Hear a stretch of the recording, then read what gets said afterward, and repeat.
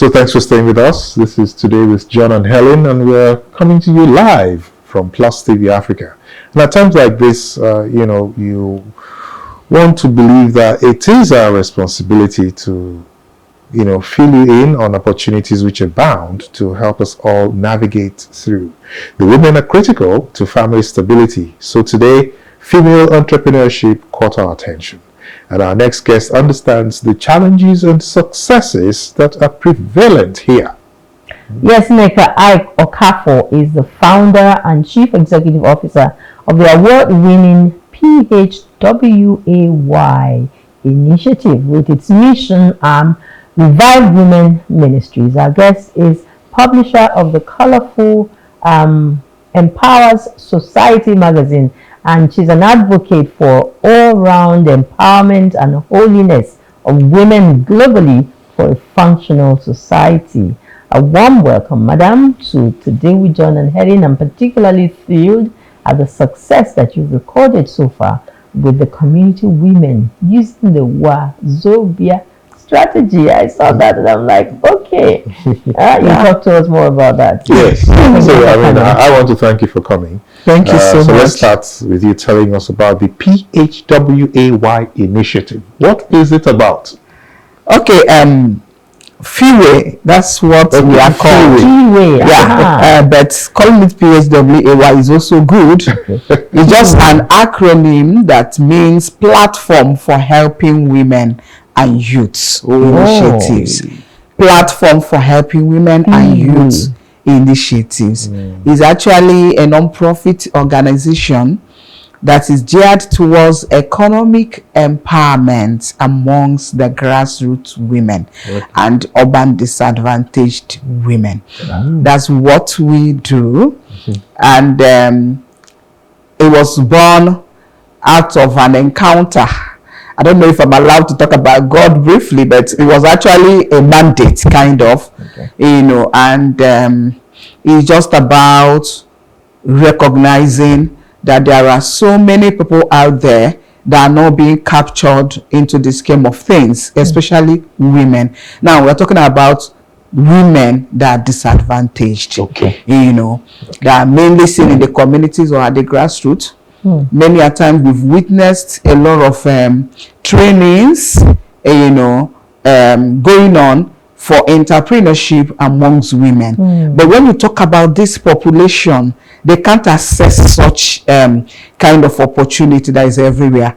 So that brought us to go in search of these women. Where God led me to do that. Okay, so organizations like yours are stopgaps. They are the bridges, to reaching these women in remote areas of the country, and they are more in number than those of us who are, definitely. So I agree with you. But let's take it on a larger scale.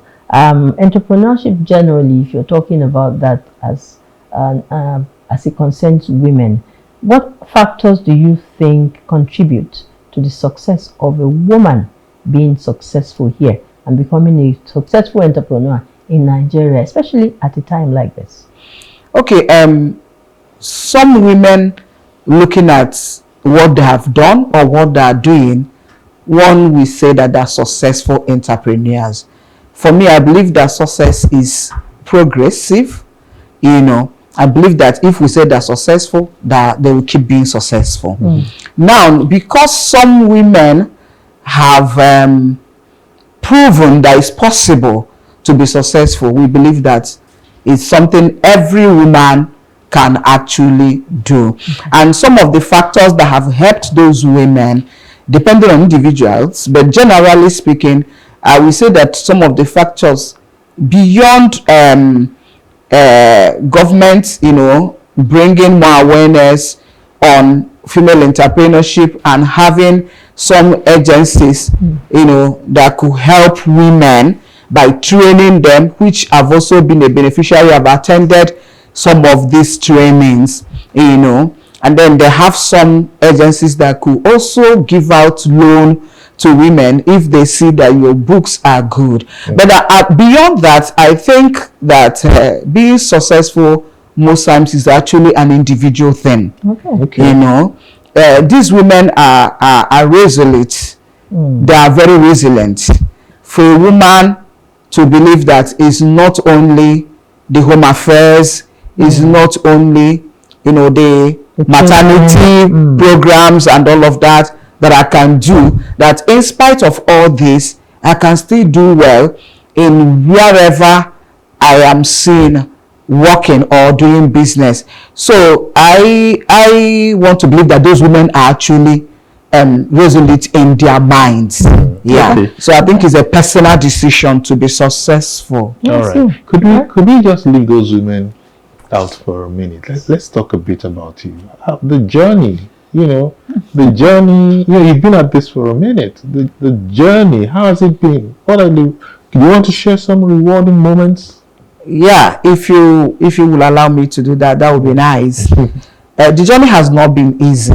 Okay. At all. It's not been easy.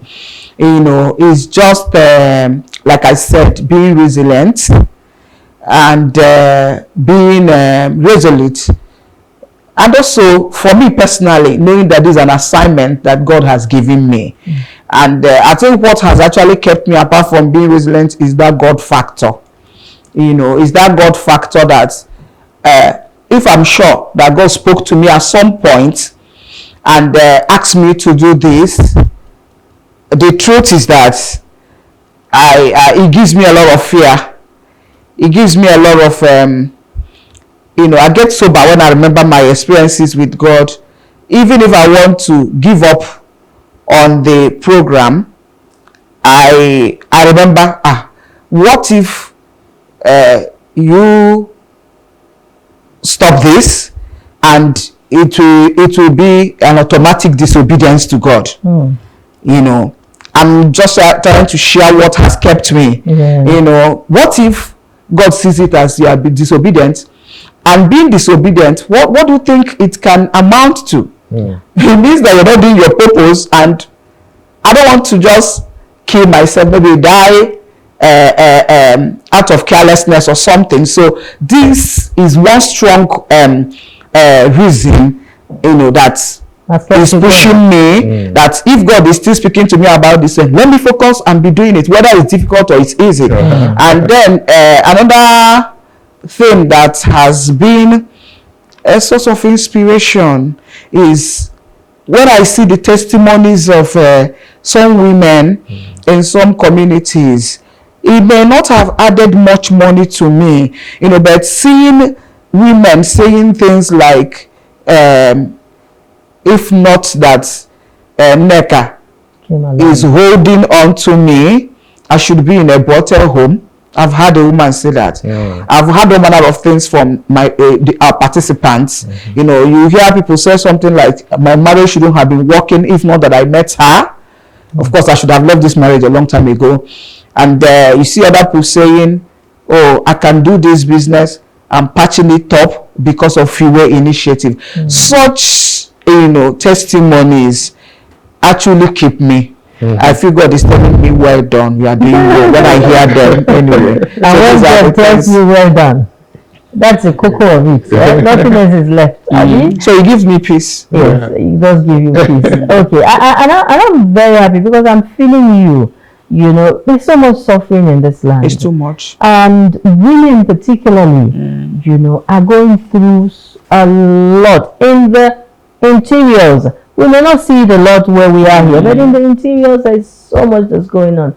Could you elaborate on some collaborative efforts? You couldn't be doing this alone. And partnerships that you have.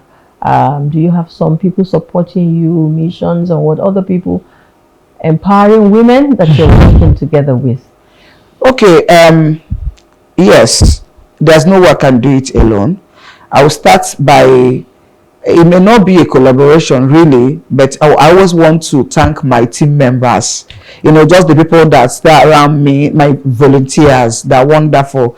And I don't know if I'll call their names if I'm bridging like Faith Foundation. Faith Foundation did a lot, for us because they gave me a scholarship and trained me, when this thing was starting really. And they came all the way from Ijara, where they are based. I believe they're still there. To Akowonjo Ebeda, where we started this project, and the package, even the modules we are using for this grassroots is so touchy. And EDC Pan Atlantic University attended, though their own wasn't really their entrepreneurship program. What I was trained there was on social sector management. You know, they gave us scholarship, and they trained us, so I see them as a partner. Once in a while they call for some kind of refresher trainings too, and MTN is doing very well. Actually, our magazine is sponsored by MTN. So there's a lot of networking. There's no serious financial partnership. You know what I mean? Serious. I mean, you know, considering the hugeness, you know, the immense money need in what we are doing.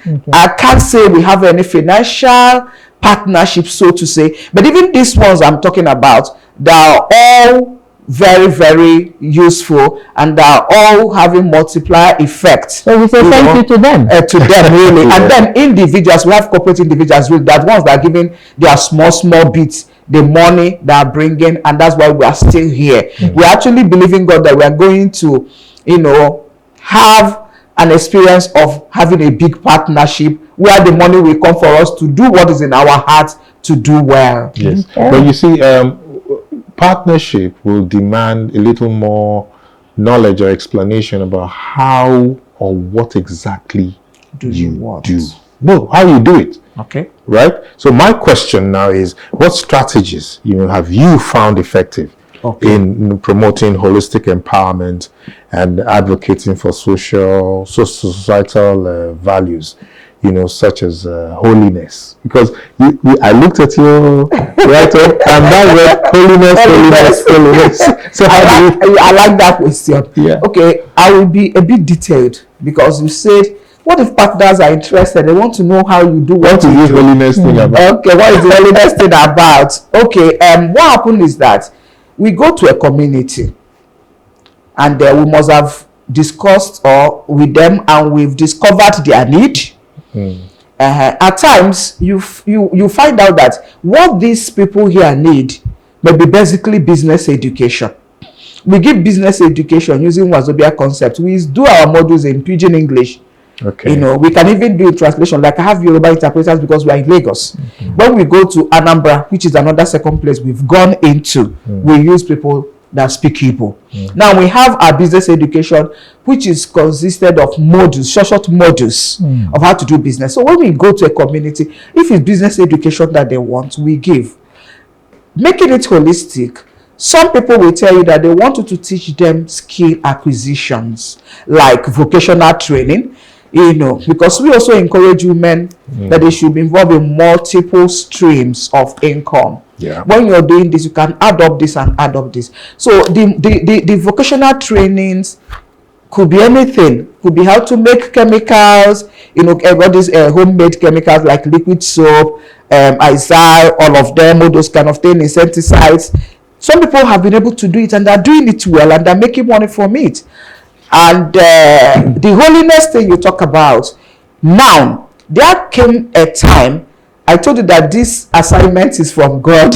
So there came about, he began to say, you have to start preaching the message of holiness and revival. People need to know me. Two things. They need to get saved and stand well. And I'm the one that will give them the grace to stand well, because by our own power, we cannot. So when we give this economic empowerment, True Revived Women is an arm of PHWY. It's also registered. That one is a pure ministry. We bring this message of holiness. We try to allow the Holy Spirit to move in the congregation, in the lives of the participants, giving them spiritual empowerment to shun sin and to look unto God. Another aspect of this God thing is that sometimes poverty is spiritual. Okay. Permit me to say that. I'm sounding so spiritual right now. Sometimes what somebody is going through may not be all physical. You know, it's not God that will put the food on the table. It's not God that will come and hustle, you know, on the streets of Lagos and give you money. We know. But there's a God factor. Some people, they have this resistance they cannot explain. You know, they have been involved in so many businesses. They have imbibed, you know, principles of business education, which we teach: diligence, resilience, hard work, manage your customers well, you know, have a good book and all of that. They've done all that, but they're not breaking even. So when you bring God factor, when you bring prayers, you know, you see other side of the testimonies. Holiness, prayers, God factor, awesome. So from what I get, this is more a Christian thing. Yes. For other women, non-believers. I need to explain it. It's not everywhere we go to that we bring revived women. It's not everywhere we go to that we bring the God factor. It depends on the arrangement. For PHWY Initiative, is an open NGO. It's a secular NGO. We have Muslims, we have Alajas, we have all of them in our midst. Some of them, when we go to a place where they want us to pray and we bring revived women, later they will tell me, like, I will like what you're doing so much, but this prayer, we don't want to be involved. We should be coming secretly. I have a lot of them, but we don't want to come out and be involved in the prayers. Awesome. Okay. Finally, John. Yes, finally, I would just want to know, I mean, like, we're wrapping up the show now. Okay. What would be your final word, you know, to aspiring female entrepreneurs, you know, who wish to make a positive impact in their communities in 30 seconds? Okay. My advice to women who are already there, community women, is that they don't have to give up no matter the challenges. They have to also have the social service mindset. You know, as I'm doing business to make money, I'm also emotional about meeting people's need. You know, I am good to people. I want to make sure that their needs are met, even though money is going to come back. So they have to be genuine and transparent. So that's your 30 seconds up. And really, it's been service, and more service to humanity. Yeah. And in high demand now, more than ever before. So we need more people. We need more people to join in. So I want to thank you so much for helping us out. You know, to encourage these women, you know, who are in their various communities looking for how to get into entrepreneurship. Thank you. Yeah. Thank you for all that you do for the women in this country. Thank you for the success, and we wish you very well. Thank you, Helen. Okay. All right, so after the Keep Fit segment, which is next with Dolly, we shall return with our final guest, Ifeanyi. Ifeoma is serious. Where did I get Ifeanyi from? So Dolly is waiting. Let's join her in the gym, okay? Let's do some shaking up.